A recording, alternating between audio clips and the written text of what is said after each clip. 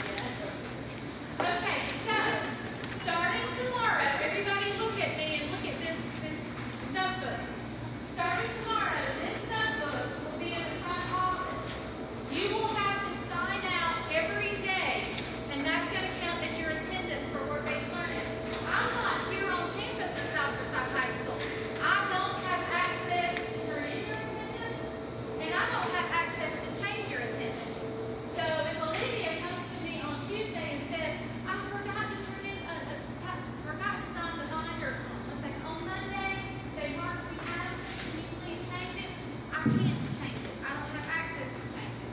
You'll need to go in and, thank you so much, and initial the binder beside your name.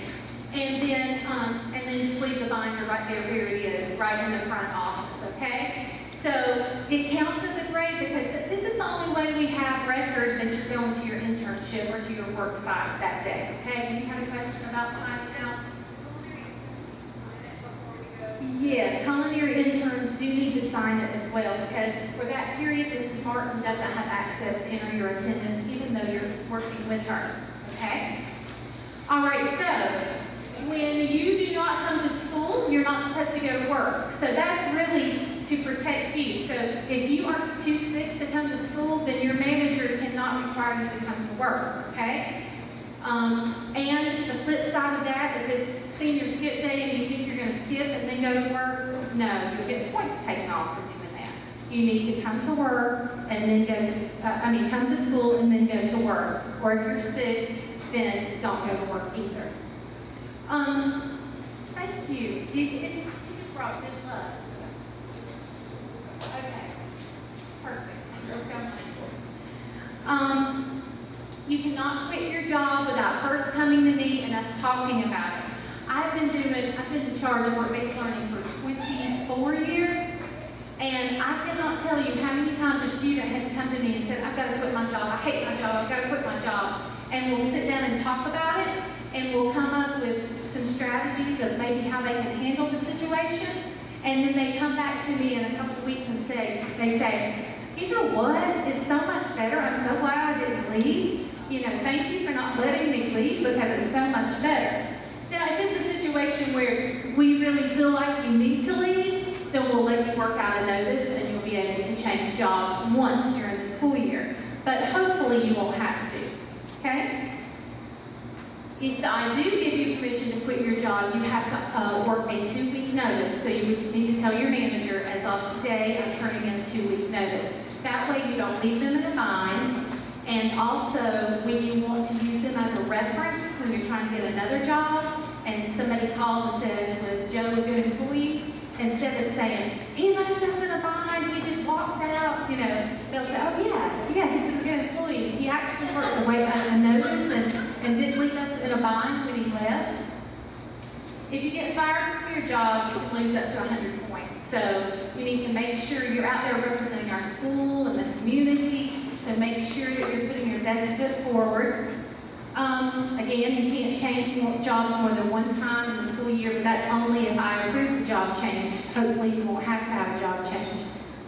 If I ask you to be on campus for a certain reason, let's say it's 2.5 weeks into the school year and you haven't obtained a job, and I say to you, hey, tomorrow afternoon at 3:30 or 3:15, I want to meet with you. I want to take a look at your resume and make sure that it's a strong resume. And if you don't show up, then obviously you would get points taken off. And then a big one is, when I was telling you I will give you progress reports to give to your manager to complete, like if you come to work on time or you're a good employee. Lots of times I'll give the progress reports to you, and you'll bring the progress reports back to me in a Forsyth County Schools envelope. And just make sure you don't try to open that envelope and change your score, because that could be 100 points off your grade. That would be a really big deal. Okay, let's talk about submitting assignments. Again, you'll have the one assignment and its learning per month. And other than that, you'll be turning in hours documentation forms to me, actually physically turning them in. And we'll talk about what those look like, because I gave you a copy of one of them. Late work, anything that's turned in late, it will be minus 10 points for each day that it is turned in late. Again, we will have one work-based learning meeting a month. That counts as a summative grade. It cannot be made up.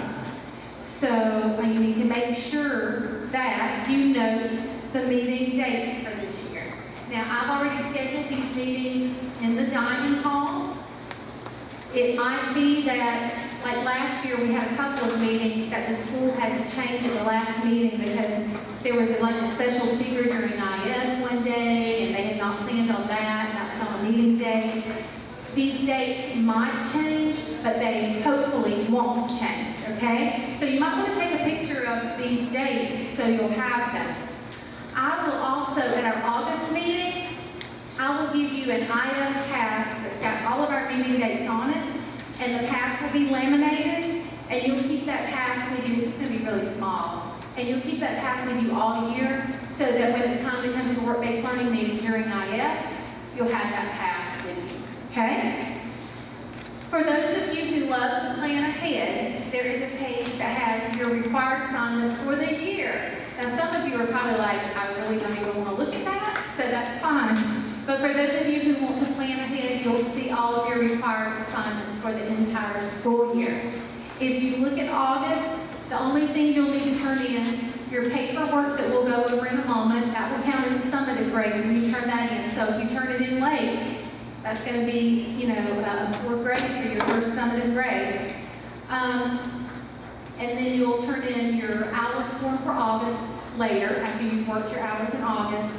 And then the assignment in It's Learning is to take 2 pictures of yourself at work and submit them in It's Learning. So I think one is supposed to be with your manager, and one is supposed to be a picture in front of a sign at your store or business or whatever. And a lot of times we use these in PowerPoints when we're promoting our program. All right. Are there any questions so far over the syllabus? And yeah, there's a lot more I'll go over, but is there a specific question on the syllabus? Okay, all right. So this back page is a page that you will sign and your parents will sign. And this will be one of the sheets that you will turn in to me on Monday. You can keep the syllabus itself so that you can look at it from time to time and remind yourself how you're graded. But the sheet that says you've read it and that your parent has read it, that will need to be turned in to me. Okay? Let's look at the form that says Student Data Sheet. Student Data Sheet.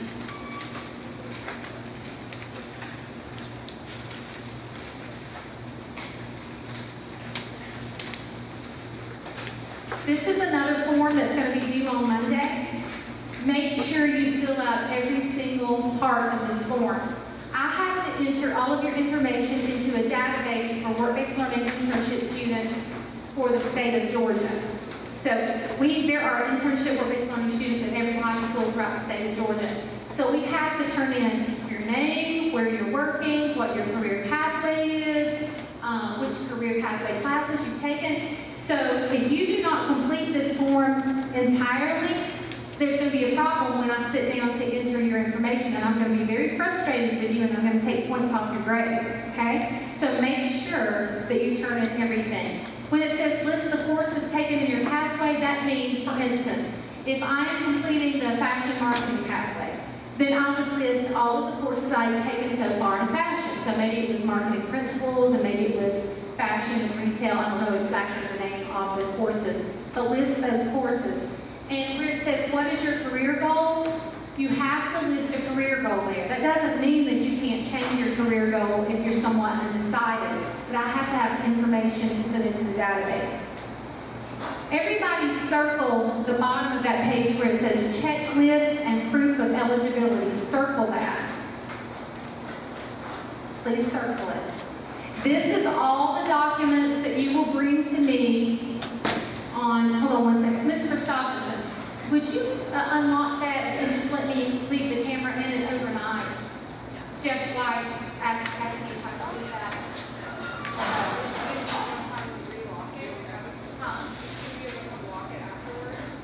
Oh, right, it doesn't lock me like Pleasant. Oh, yeah, I can leave it propped in. If you'll prop it, that'd be perfect. Thank you so much. Okay, so when you come see me on Monday afternoon, in order to leave campus, you're going to have to turn in all of these things. The student data sheet, which we just went over. The harassment confidentiality statement, which we'll go over in a moment. The training plan, which we'll go over in a moment. A copy of your automobile insurance card. Bring me a copy. Don't bring me the automobile insurance card. Bring me a copy. I do not have a copy machine. I don't have access to go make a copy. So if you want to leave early Monday, you have a copy with you. The signed syllabus which we just went over. The parent guardian enrollment and consent form, which we'll go over in a moment. The training expectations agreement, we'll go over in a moment. A copy of your health insurance card. Copy of your health insurance card. And a copy of your driver's license. So you're going to have to copy your automobile insurance card, your health insurance card, and your driver's license. Okay? We have to have those on file for you to be leaving campus and driving to work, because work counts as a class. Okay, let's look at the back of that. Transportation consent. That's for you and your parents to sign saying, yes, you have transportation to work, from work, all of those things. Photo media release. If your parents don't mind us using your photos when we are doing social media and that kind of thing, I might take a picture of you when I come to visit you at work, and I might want to tweet it out on Forsyth County Schools webpage or something, or Twitter, and just let me know if it's okay to do that. Student record release, screening for illegal substances. Sometimes, depending on where you work, they might ask you to do a drug screening. So this would be your parents saying you can do that if that's required for your work. Sexual harassment.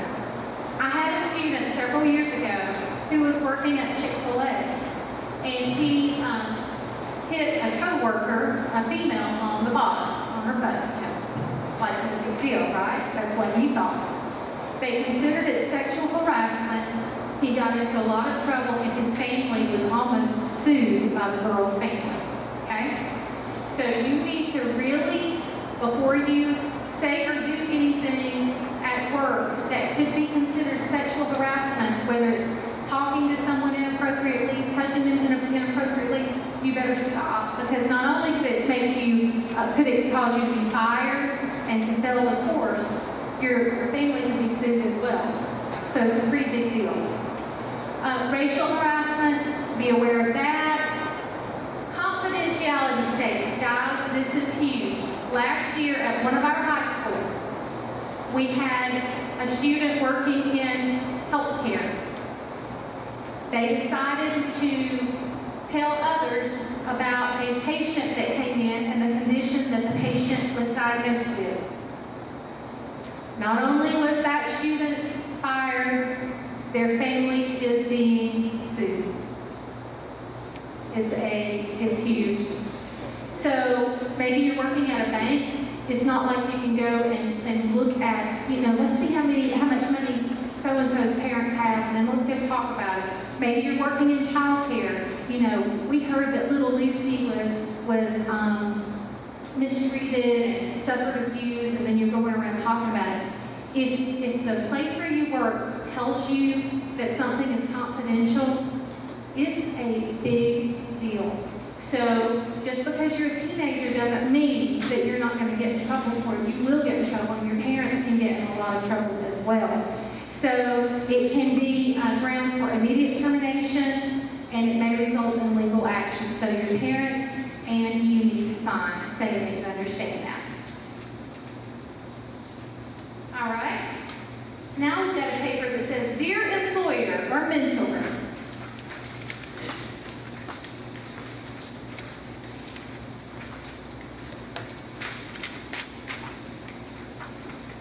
This is something that just, when you give this packet to your employer, this is the packet that you'll give to your manager, all right, to complete.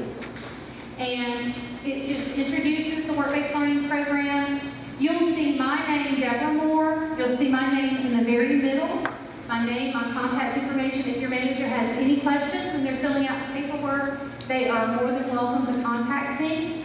I'm not going to read this letter to you, but I would encourage you to read the letter before you give it to your manager, so that it'd be kind of embarrassing if they said, "What did they mean in the letter about this?" And you say, "Oh, actually, I haven't even read the letter, so I don't know." So make sure you read the letter before you give it to me. I want you to understand what you're agreeing to. This is an agreement between you, your manager, your parents, and the school system. Okay? So, you are agreeing to, it says the student agrees to assist the career development coordinator, that's me, in finding an appropriate employment position related to the career focus of the program and the career objective of the student. So you should be working in the field of your career pathway classes. So if you have any questions about that, you can see me. You need to adhere to the school's attendance policy and not go to work without going to school first. Discuss all aspects of employment with me. So if you're having a problem at work, please talk to me about it. I can go and talk to your manager on your behalf if you feel uncomfortable, or I can call a meeting so the three of us can sit down and talk. Your manager does not want to hear from your parents. Period. You are a young adult. This is your time to make your way into a job and to act like a young adult. So, Mama doesn't need to call your manager, and Daddy doesn't need to call your manager. If there's a problem, see me, and I'm the liaison, and I'll contact the manager. Okay? Represent the school and the employer by demonstrating honesty, punctuality, courtesy, and a willingness to learn. Make employment changes only with my approval. Be evaluated with a progress report. Submit pay stubs showing that you are working and how many hours you're working. Check its learning frequently for updates on assignments. Attend monthly meetings, and do not terminate your employment without my permission. And then it tells what your parent agrees to, it tells what I agree to, and it tells what your employer agrees to. I will let you read those sections on your own. If you look at the back of that page, it's the Training Expectations Agreement. If you see where it says all parties agree that, this would be you, your manager, your parents, and me. The employer may terminate a work-based learning student for any reason. That means they can fire you if they need to. A work-based learning student will be removed from the program for negligence, misconduct, falsifying documents, signatures, and/or information, being disciplined for cutting class or skipping school, and that other sentence I didn't have to read. The student will work an average of 5 hours per week per release period to receive course credit. So if you have one period of work-based learning, you'll work a minimum of 5 hours a week. If you want to work more, that's fine. If you have 2 periods of work-based learning, that will be 10 hours a week. 3 periods of work-based learning will be 15 hours a week. That includes weekdays and weekends. You don't have to work every single day of the week. You can if you want to, but you don't have to. Let's say that I have work-based learning for 2 periods and I need to work 10 hours a week. I might work 2 hours on Monday, 2 hours on Thursday, and 6 hours on Saturday, if that's what my schedule looks like. That's when my manager needs me. So what do you do on the other days? You can leave and do whatever you need to do. Okay.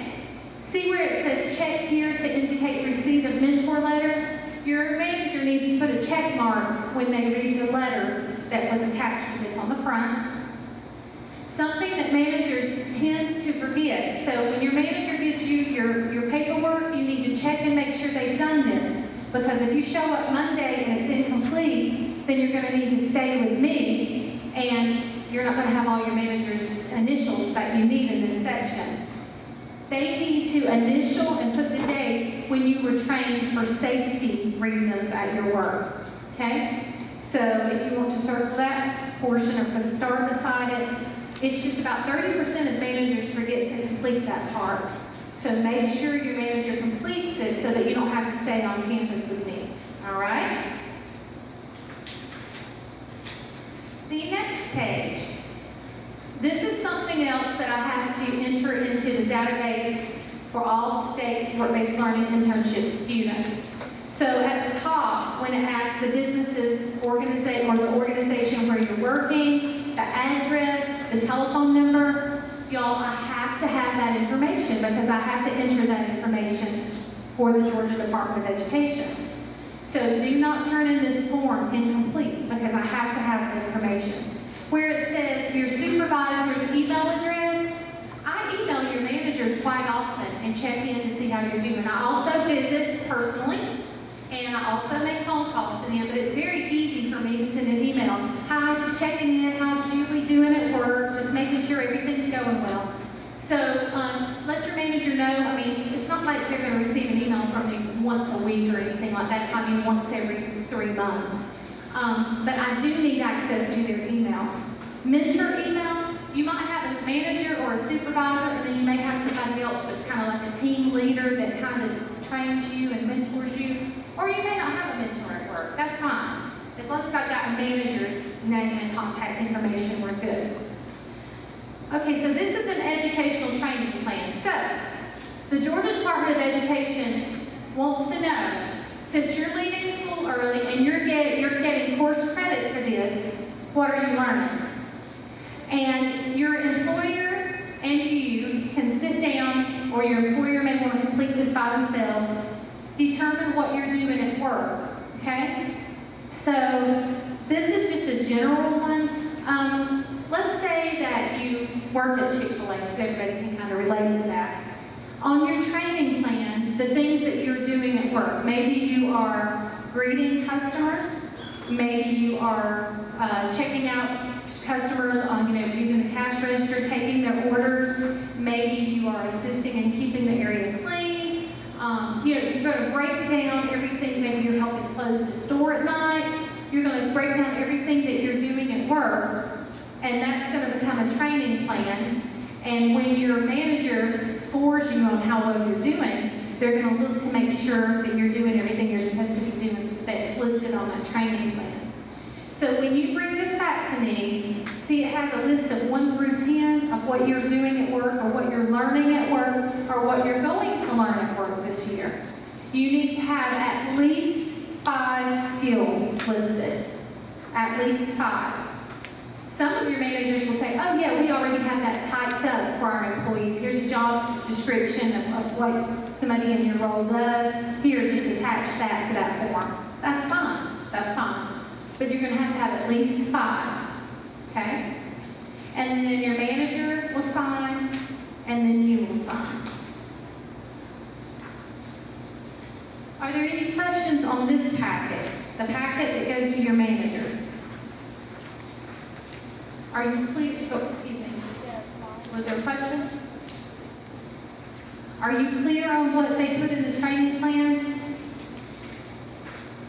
Yes.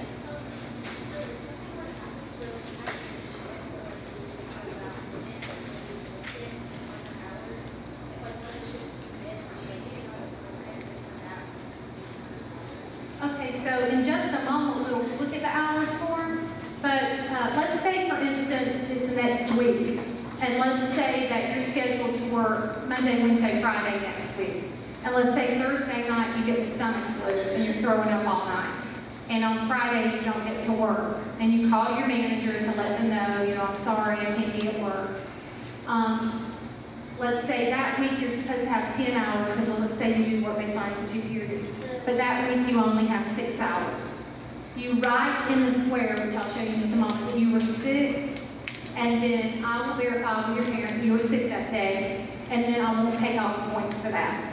However, if it's a situation where you're scheduled to work, and you just decide not to go to work, and your manager contacts me about it and says they were just a no-show, they didn't contact me, and they just didn't show up, then I will take points off.